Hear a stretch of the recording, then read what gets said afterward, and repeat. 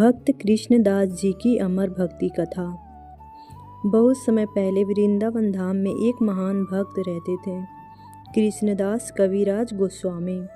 वे जन्म से विद्वान थे, पर हृदय से अत्यंत विनम्र और दीन थे। उनका जीवन केवल एक ही उद्देश्य के लिए था, कृष्ण भक्ति का प्रचार। वे दिन रात हरि नाम जपते रहते, हरे कृष्ण कृष्ण कृष्ण हरे हरे। उनकी भक्ति इतनी गहरी थी कि लोग कहते थे, कृष्णदास जी केवल शरीर से यहाँ हैं, मन तो सदा वृंदावन में कृष्ण चरणों में है। एक दिन उन्हें एक दिव्य स्वप्न आया।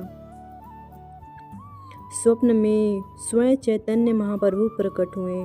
उन्होंने प्रेम से कहा, कृष्णदास, तुम मेरी लीलाओं को संसार तक पहुँचाओ, यह तुम्हारा सेवा धर्म है।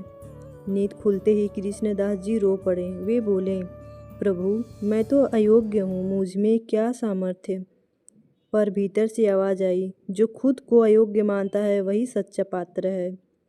इसके बाद उन्होंने अपना जीवन लेखन सेवा में लगा दिया। उन्होंने भक्ति और भगवान की लीलाओं का ऐसा वर्णन किया कि पढ़ने वाला रो पड़े। वे लिखते समय कहते हैं, हे प्रभु, यह मैं नहीं लिख रहा, आप मेरे हाथों से लिखवा रहे हैं। उनकी लेखनी से निकले शब्दों की भक्ति बहती थी। लोग उनके ग्रंथ पढ़कर भगवान के प्रेम में डूब जाते हैं। कृष्णदास जी ने अपने जीवन से 3 बातें सिखाई। पहला, विनम्रता ही भक्ति का द्वार है। दूसरा, हरि नाम सबसे बड़ा सहारा है।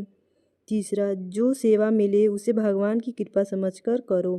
वे कहते थे, मैं तो केवल कृष्ण का दास हूँ, वही मेरा सब कुछ है।